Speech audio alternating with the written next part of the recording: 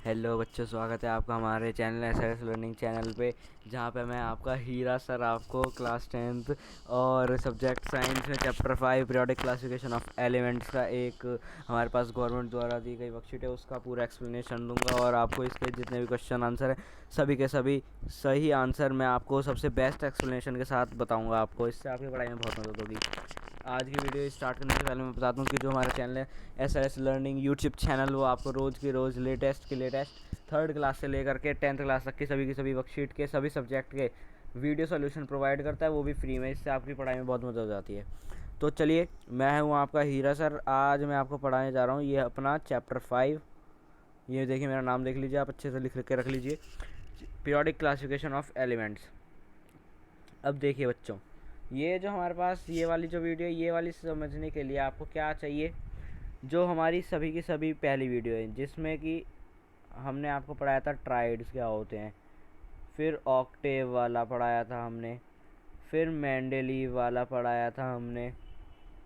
उसके बाद एक दिन हमने आपको मॉडर्न टेबल पढ़ाई थी, उसमें कैसे लिखा गया है। उसके बाद हमने आपको पढ़ाया था, हमने स्टार्टिंग करी थी प्रॉपर्टीज़ ऑफ पीरियड्स एंड क्या कहते हैं ग्रुप्स की। तो आज हमारे पास properties of groups and periods की दूसरी वीडियो है।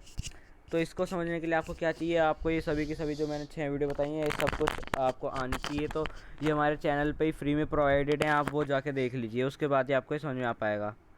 अगर आपने वो देख रखी हो तो चलिए आप अपनी कॉपी पेन निकालिए और देखना शुरू कर लीजिए। तो देखिए बच्चों, आज जो हम पढ़ रहे थे उस दिन कि जो पीरियड होते हैं हमारे पास, यानी कि जो अपनी हॉरिजॉन्टल रोज होती हैं, उसमें जब हम लेफ़्ट टू राइट जाते हैं तो क्या उसमें फ़र्क पड़ता है। जो ग्रुप होते हैं, यानी कि जो हमारे पास ये हॉरिजॉन्टल कॉलम्स होते हैं, इसमें ऊपर से नीचे या नीचे से ऊपर जाने में क्या फ़र्क पड़ता है, ये सब मैंने आपको उस दिन बताया था। तो ये सब आप याद रखिए, क्योंकि ये आज के लेक्चर में बहुत काम आने वाला है। तो चलिए स्टार्ट करते हैं। वैलेंसी बच्चों, देखो भाई, जो हमारे पास वैलेंसी होती है, वैलेंसी पहले आपको बताना चाहिए वैलेंसी क्या होती है। जैसे हमारे पास कोई एलिमेंट है, ये रहा अपना एलिमेंट कुछ कुछ, इसका जो है हमारे पास ये रिक के शेल में 2 इलेक्ट्रॉन भर गए, और मान लीजिए हमारे पास अगली शेल में 3 इलेक्ट्रॉन है, एल शेल में 3 इलेक्ट्रॉन। एल यानी कि जो इसकी आखिरी शेल है, और जो आखिरी शेल के इलेक्ट्रॉन होते हैं उन्हें हम वैलेंस इलेक्ट्रॉन बोलते हैं।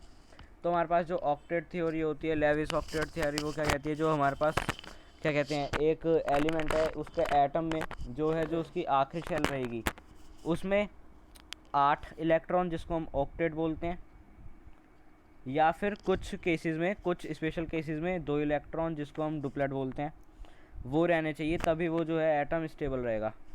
तो एटम्स को स्टेबल रहने के लिए क्या करना पड़ता है, ये आप जानते ही होंगे, सब कुछ पढ़ के आए हैं आप। ये चैप्टर 3 में भी पढ़ा है, 2 में भी पढ़ा है, और 4 में भी अच्छे से पढ़ा है इसके बारे में हमने। तो क्या करना पड़ता है, या तो वो इलेक्ट्रॉन को है क्या कहते हैं दे सकता है, डोनेट कर सकता है, या फिर जो है इलेक्ट्रॉन को वो अपने अंदर ऐड कर सकता है अपनी शेल में, यानी कि उसको गेन कर सकता है। तो यही दो केसेस हो सकते हैं। या फिर क्या हो सकता है कि वो कोवेलेंट बॉन्डिंग दिखा सकता है, जैसे हमारे पास कार्बन है, सिलिकॉन है। लेकिन ये चैप्टर, इसके बारे में आपने चैप्टर 4 में पढ़ लिया, इसलिए इसकी बात नहीं करेंगे हम यहाँ पे। तो वैलेंसी का मतलब है, जैसे किसी एलिमेंट के आखिरी शेल में है 3 इलेक्ट्रॉन, तो फिर उसकी वैलेंसी क्या हो जाएगी, +3। ये 3 इलेक्ट्रॉन दे देगा। तो इतना आपको आता ही होगा। लेकिन अब हमें बात करनी है valency in periods and group के बारे में। तो बच्चों देखिए ज़रा, जो हमारे पास पीरियड होते हैं वो कैसे चलते हैं, लेफ़्ट टू राइट चलते हैं ऐसे से। पीरियड जो होता है हमारे पास हॉरिजॉन्टल रोज़। तो इसमें क्या है, यहाँ पे आया हमारे पास सोडियम, यहाँ पे आया मैग्नीशियम। ये मैं बनाने की ज़रूरत नहीं, यहाँ पे आपको दे भी रखी है, देखिए बच्चों। अब क्या है, आप ज़रा अपनी कॉपी निकालें और इन सब का जो है एटॉमिक नंबर और उनके नीचे उसकी इलेक्ट्रॉन कॉन्फ़िगरेशन लिखिए। जैसे सोडियम का 11 है, तो इसकी हो गई 281। मैग्नीशियम का 12, 282, ऐसे। तो अब आप क्या देखेंगे कि हमारे पास जो पैटर्न आ रहा है, वो वैलेंस इलेक्ट्रॉन्स का एक एक यूनिट से बढ़ रहा है। इसका 1 है, फिर इसका 2 हो गया, अब एलुमिनियम का 3 हो जाएगा, फिर सिलिकॉन का 4 हो जाएगा, फिर उसके बाद फॉस्फोरस का 5, उसके बाद सल्फ़र का 6, क्लोरीन 7, और जो हमारे पास आर्गन है उसका 8 हो जाएगा, पूरा जो है वैलेंस इलेक्ट्रॉन। तो इससे हमें क्या पता चलता है, देखिए बच्चों, जब हमारे पास 2,8,1 की थी इलेक्ट्रॉनिक कॉन्फ़िगरेशन, तो हमारे पास क्या वैलेंसी आएगी, सोच के बताइए, 1 आएगी। जब हमारे पास 2,8,2 की थी तो हमारे पास वैलेंसी क्या आएगी, तब हमारा पास वैलेंसी 2 आएगी। इसके बाद में एल्यूमिनियम को स्किप करके देखिए, जब 2,8,4 यानी कि सिलिकॉन की जब हम करेंगे वैलेंसी देखेंगे तो क्या आएगी, 4 आएगी उसकी वैलेंसी। अब इसके बाद देखिए, इसके बाद ज़रूरी है, इसके बाद जब हम कोई सा भी फॉस्फोरस ले लेते हैं, चलिए 2,8,5, तो फिर इसकी वैलेंसी क्या आएगी। अब बच्चों आप ज़रा ध्यान से देखिए, अब इसकी वैलेंसी 1 2 3 4 के साथ 5 नहीं आएगी, बल्कि इसकी घट जाएगी, 3 हो जाएगी, क्योंकि ये इलेक्ट्रॉन्स को गेन कर लेगा, क्योंकि इसके जो वैलेंस इलेक्ट्रॉन है वो 5 हैं, इसको देने में मुश्किल होगी 5 इलेक्ट्रॉन, और 3 इलेक्ट्रॉन्स लेना आसान है, तो इसलिए 3 इलेक्ट्रॉन्स को गेन कर लेगा। तो इसलिए इसकी क्या है, अब पॉजिटिव 1 यूनिट से बढ़ने के बजाय, जैसे यहाँ पे 1 से 2 फिर 3 फिर 4 हो रही थी, उस हिसाब से उस पैटर्न से अब यहाँ पे 5 ना हो करके 3 होएगी, माइनस हो गई है। तो इससे हमें क्या पता चलता है, जब हम पीरियड में लेफ़्ट टू राइट जाते हैं तो क्या होता है, हमारे पास वैलेंसी पहले तो बढ़ती है 1 2 3 4 इस प्रकार, फिर घट जाती है एक एक के पैटर्न से ही। इस प्रकार जो है हमारे पास पैटर्न आएगा वैलेंसी का, देख लीजिए अच्छे से। अब ये यहाँ पे 0 इसलिए आया है क्योंकि ये एक इनर्ट गैस का वो है इलेक्ट्रॉनिक कॉन्फ़िगरेशन। इनर्ट गैस यानी कि वो बहुत कम रिएक्ट करती हैं, कुछ केवल स्पेशल केसेस में ही बहुत ही कम कंपाउंड्स बनाती हैं, ठीक है। तो क्या कहते हैं, उनका जो एटम होता है वो बहुत ही स्टेबल होता है। देखिए आप उनकी इलेक्ट्रॉनिक कॉन्फ़िगरेशन देखिए, लास्ट में 8 यानी कि ऑक्टेट कंप्लीट है, वो स्टेबल है, उसको रिएक्ट करने की ज़रूरत नहीं है। तो ये तो हो गई हमारी बात वैलेंसी की पीरियड में। अब हम देखते हैं ग्रुप में। ग्रुप यानी कि ये वाली जो होती हैं वर्टिकल कॉलम्स, ऊपर से नीचे जाने वाले। तो इसमें क्या होता है, अब ये आप खुद ही देख सकते हैं। पहले मैं कहूँगा कि आप पहले वीडियो को पॉज करें और खुद ही सोचने की कोशिश करें, क्योंकि ये बहुत आसान चैप्टर है, इसमें कुछ भी ज़्यादा खासकर समझने की चीज़ है ही नहीं, बस थोड़ा बहुत रटने का इसमें, बाकी कुछ नहीं है इस चैप्टर में। तो देखिए, जब आएगा हमारे पास सोडियम आता है ग्रुप 1 में, फिर पोटेशियम आता है ना। तो इसमें देखिए, अब इसकी तो हम कर देंगे जब इलेक्ट्रॉन कॉन्फ़िगरेशन 2,8,1, जब के यानी कि पोटेशियम का करेंगे तो हमारे पास आ जाएगा 2,8,8,1। ये मैंने आपको पिछली क्लास में बताया था कि जो है हमारे पास वैलेंस इलेक्ट्रॉन की जो गिनती सेम रहेगी। अब ज़रा आप थोड़ा अपने दिमाग पे जोर डालिए और सोचने की कोशिश करिए, जब हमारे पास सेम नंबर ऑफ, मैं पहले स्क्रीन खाली करके लिखता हूँ, देखिए बच्चों, जब हमारे पास same number of valence electron होंगे तो उससे हमारे पास क्या असर पड़ेगा वैलेंसी पे, सोचिए ज़रा। तो बच्चों इसका आंसर है, उससे हमारे पास कोई भी असर नहीं पड़ेगा। जब सेम नंबर ऑफ इलेक्ट्रॉन होंगे तो फिर उनकी वैलेंसी भी सेम होगी, ठीक है। तो इससे हमें क्या समझ में आता है कि जब हम किसी ग्रुप में ऊपर से नीचे जाते हैं तो फिर उनकी जो है वैलेंसी सेम रहती है और वैलेंस इलेक्ट्रॉन का नंबर भी सेम रहता है। इसको आप पॉइंट को नोट कर लीजिए। अगला हमारे पास आता है एटॉमिक साइज़ पैरामीटर। तो फिर से हम पहले पीरियड की बात करेंगे। ये आपको थोड़ा सा गौर देना है क्योंकि इसमें कन्फ्यूज़न बहुत होता है, लेकिन आप ज़रा ध्यान से समझ लीजिए। देखिए बच्चों, एटॉमिक साइज़, अब आप पहले देखिए, ये हमारे पास सोडियम है, मैं केवल इसका आखिरी शेल है वो दिखा रहा हूँ, मैं अंदर के नहीं दिखा रहा हूँ क्योंकि फिर बहुत बड़ा स्ट्रक्चर बन जाएगा, जगह नहीं बचेगी हमारे पास स्क्रीन पे। अब हम देखते हैं मैग्नीशियम का। मैग्नीशियम में 2 हो जाएंगे इलेक्ट्रॉन आखिरी शेल में। इसके बाद हमारे पास आता है एल्यूमिनियम। एल्यूमिनियम में 3 हो जाएंगे 13 का, जब इलेक्ट्रॉन कॉन्फ़िगरेशन करेंगे हम 2,8,3। इसके बाद हमारे पास सिलिकॉन है। सिलिकॉन के केस में क्या होगा, आप सोचिए, 4 हो जाएंगे हमारे पास।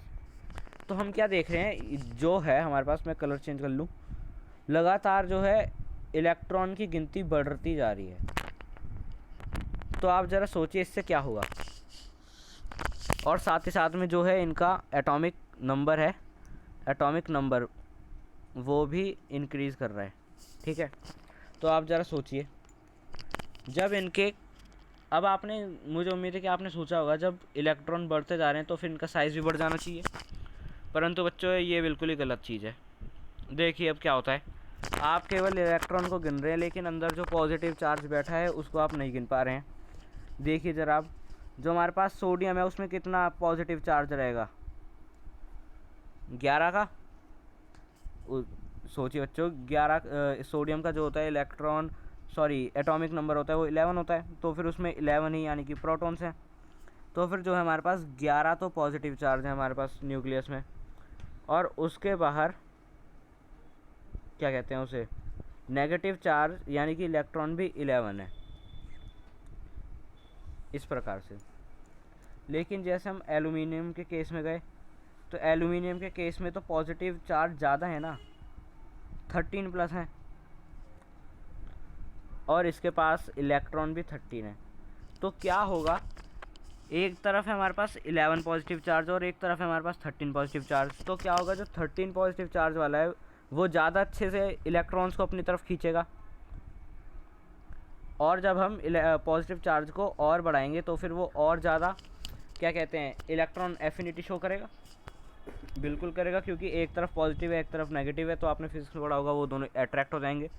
और जहाँ पे ज़्यादा पॉजिटिव, जैसे यहाँ पे राइट वाले में, तो फिर इलेक्ट्रॉन जो है वो इसके पास जाएगा अच्छे से, इसके पास कम जाएगा, ये कम ताकत से खींच पाएगा हमारे पास लेफ़्ट वाला, और ये राइट वाला ज़्यादा तेज़ी से खींच पाएगा, ज़्यादा मैग्नीट्यूड के फोर्स से। तो इससे हमें क्या पता चलता है, जो इलेक्ट्रॉन है वो न्यूक्लियस के पास आते जाएंगे धीरे धीरे। तो इससे हमारे पास एटॉमिक साइज़ पे क्या फ़र्क पड़ेगा कि जो हमारे पास जब हम किसी पीरियड में लेफ़्ट टू राइट जाएंगे, तो क्या है कि जो हमारे पास एटॉमिक साइज़ है वो डिक्रीज़ करता जाएगा ग्रेजुअली, ऐसे ऐसे। अब लेकिन यहाँ पे भी एक थोड़ा सा एक्सेप्शन आ जाता है। अब वो क्या है कि जब हम ग्रुप 17 तक पहुँच जाएंगे, तब तक तो इसी प्रकार से होगा कि एटॉमिक साइज़ छोटा होता जाएगा। परंतु उसके बाद जब हम 18th ग्रुप में जाएंगे यानी कि इनर्ट गैस में, तो वहाँ पे जो है एटम का साइज़ जो है पिछले वाले से यानी कि हेलोजन से 17th ग्रुप से बड़ा हो जाएगा। तो ये इसलिए होता है बच्चों, क्योंकि जो मैंने आपको पहले बता रखा है पिछली वीडियो में, जो होती है हमारे पास इनर्ट गैस, उनका जो है ऑक्टेट पूरा होता है, वो स्टेबल होती हैं। और स्टेबल एक स्ट्रक्चर होने के कारण जो है उसमें ना तो इलेक्ट्रॉन ज़्यादा पास रहते हैं एटम के, और ना ही ज़्यादा दूर घूमते रहते हैं एटम के। तो इसलिए उसका साइज़ जो है अपने 17th ग्रुप के एलिमेंट से बड़ा हो जाएगा। अब हम बात करते हैं down the group atomic size की। उसमें क्या होगा, देखिए बच्चों, एक एलिमेंट है, दूसरा एलिमेंट है, इसमें 2 जुड़ गई, तीसरा एलिमेंट है, इसमें 3 शेल्स आ गई हैं। तो इससे हमें क्या पता चल रहा है, लगातार जो है शेल्स बढ़ती जा रही हैं। यहाँ पे 1 शेल है, यहाँ पे 2 शेल है, यहाँ पे 3 शेल है। तो क्या होगा, जो है एटॉमिक साइज़ जो है, मैं स्क्रीन खाली कर दूँ, एटॉमिक साइज़ इंक्रीज़ हो जाएगा। इतना सही है। और एक चीज़ आपको और याद रखनी है, जो क्या होता है कि एटॉमिक साइज़ जो होता है वो हम एक यूनिट में नापते हैं, जिसको हम पिकोमीटर कहते हैं। और मैं आपको बता दूं, जो पिकोमीटर होता है वो 10⁻⁻12 मीटर के इक्वलेंट होता है। अगला हमारे पास है मेटालिक करैक्टर। देखिए बच्चों, मेटालिक करैक्टर जब हम डाउन द ग्रुप जाते हैं तो है मेटालिक करैक्टर इंक्रीज़ करता है मेटल्स के केस में। और जब हम नॉन मेटल की तरफ जाएं, यानी कि 17th ग्रुप में जाएं हम अगर, जहाँ पे हमारे पास फ्लोरीन क्लोरीन वगैरह वाले एटम्स होते हैं, तो वहाँ पे क्या है, मेटालिक करैक्टर डिक्रीज़ कर जाता है। इसका भी रीज़न है, लेकिन मैं आपको इस वीडियो में नहीं बता पाऊँगा, वरना वीडियो हमारे पास लंबी हो जाएगी। तो अगला हमारे पास है नॉन मेटालिक करैक्टर। तो जब हम नॉन मेटालिक करैक्टर, इसका उल्टा हो जाएगा मेटालिक करैक्टर का। जब हम मेटल्स के केस में देखें और डाउन द ग्रुप जाएं, तो फिर क्या होगा, जो हमारे पास नॉन मेटालिक करैक्टर है वो डिक्रीज़ हो जाएगा। मैं लिख देता हूँ नॉन मेटल डिक्रीज़। और जब हम मेटल्स वाले ग्रुप में जाएंगे यानी कि फ्लोरीन वाले में, तो फिर हमारे पास जो नॉन मेटालिक करैक्टर है वो इंक्रीज़ कर जाएगा। इसका भी मैं रीज़न नहीं बता पाऊँगा, क्योंकि वीडियो हमारे पास वैसी लंबी हो गई है। अब लेकिन ये बात ज़रूरी है, हमारे पास जो लिखी हुई है, in the middle of the periodic table we have semi metals और metalloids because they exhibit some properties of metals and non metals. Oxides of metals are basic in nature while oxides of non metal are acidic in nature. ये बात आपको याद रखनी है। बस इतनी सी थी आज हमारी ये एक्सप्लेनेशन। चलिए अब हम थोड़ा सा क्वेश्चन कर लेते हैं। First question, across the period atomic size decreases due to the. आप ज़रा खुद सोचिए, मैंने अभी आपको थोड़ी सी देर पहले ही बताया। तो वो होता है हमारे पास न्यूक्लियर जो चार्ज होता है वो बढ़ जाता है, वहाँ पे अंदर ज़्यादा पॉजिटिव बैठ जाते हैं, जिस कारण वो ज़्यादा अच्छे फोर्स से, ज़्यादा स्ट्रॉन्गर फोर्स से जो है इलेक्ट्रॉन को खींच पाते हैं अपनी तरफ। दूसरा question, what do you mean bye valency. आपको पता है 9th 8th से पढ़ के आ रहे हैं। How do we calculate the valency of an element from its electron configuration. ये भी आप 8th 9th में पढ़ के आ रहे हैं। What do you mean by the metallic character of an element, how does it vary as we go down the group, give reason for its variation. ये मैंने आपको बता रखा है, जब हम डाउन द ग्रुप जाते हैं तो मेटालिक करेक्टर जो है मेटल्स के केस में, ये लिखना ज़रूरी है, मेटल्स के केस में इंक्रीज़ हो जाएगा, और जो है नॉन मेटल्स के केस में जो है मेटालिक करेक्टर वो डिक्रीज़ करेगा। अगला हमारे पास क्वेश्चन है, how does the atomic size vary as we go down the group and move left to right in a group. तो इसमें मैंने आपको बताया, जब हम नीचे जाते जाएंगे तो फिर एक के बाद एक शेल्स जो हैं, इलेक्ट्रॉन शेल्स, वो जुड़ती चली जाएंगी एटम में, जिसके कारण क्या है, जो एटॉमिक साइज़ है वो इंक्रीज़ करेगा in the case of when we go from top to bottom in a period. अब जब हम अगला देखें, लेफ़्ट राइट जाएंगे, तो इसमें आप जानते हैं कि जब न्यूक्लियर चार्ज ज़्यादा बढ़ जाएगा तो ज़्यादा अच्छे से इलेक्ट्रॉन को खींचेगा, और जो है हमारे पास एटॉमिक साइज़ है वो डिक्रीज़ हो जाएगा। How does the atomic size very, ये हमने आपको क्वेश्चन बता दिया है। अब ये क्वेश्चन है, ये वाला ऑब्जर्वेशन वाला, ये बहुत अच्छा क्वेश्चन है, आप पहले खुद करने की कोशिश कर लीजिए। 4 elements P, Q, R and S have atomic number ये। Answer the following question, what is the valency of Q। देखिए बच्चों, Q को जब हम तोड़ेंगे तो Q की वो क्या है हमारे पास, ये एटॉमिक नंबर 13। तो जब हम इसका इलेक्ट्रॉन कॉन्फ़िगरेशन करेंगे तो फिर ये हमारे पास आएगा 2, 8, 3। तो फिर इससे हमारे पास वैलेंसी कितनी आ जाएगी, पॉजिटिव 3। ये 3 इलेक्ट्रॉन्स को लूज़ कर देगा और इसकी वैलेंसी हो जाएगी 3। आसान क्वेश्चन है बहुत ही। Second question, classify these elements as metals and non metals. ये भी आप 9th और 8th में करके आए हैं। देखिए बच्चों, हमारे पास जो है हाँ, तो जो है हमारे पास 12th वाला वो क्या होगा, ये 2 इलेक्ट्रॉन्स को है जो डोनेट कर देगा, तो पॉजिटिव बनाएगा, पॉजिटिव आयंस, जिसके कारण ये हो जाएगा हमारे पास मेटल्स। ये आप अच्छे से 9th 8th में पढ़ के आए हैं, तो आप उसको रिकॉल कर लीजिए ज़रा। 13th हमारे पास 2, 8, 3, ये भी 3 इलेक्ट्रॉन्स को लूज़ कर देगा, जिसके कारण ये पॉजिटिव आयन बनाएगा और ये कहलाएगा मेटल एक। अगला 14th, ये थोड़ा सा मुश्किल है, ये है हमारे पास 2, 8, 4। तो देखिए बच्चों, अगर ये 4 इलेक्ट्रॉन्स को अपने अंदर रख ले तो फिर वो इसके न्यूक्लियस के लिए बहुत ज़्यादा भारी पड़ जाएगा, क्योंकि 10 इलेक्ट्रॉन्स एक्स्ट्रा जो है संभालना और एटम को स्टेबल रखना बहुत मुश्किल काम कहलाया जाता है केमिस्ट्री में। और जो अगर ये 4 इलेक्ट्रॉन, जो अब इसके वैलेंस इलेक्ट्रॉन्स हैं, 4 इलेक्ट्रॉन्स को अगर ये डोनेट करने की कोशिश करे, तो फिर इसके पास एक तो सराउंडिंग में अदर नॉन मेटल्स होनी चाहिए जो इसके इलेक्ट्रॉन ले ले। ये तो हो गया पहला पॉइंट।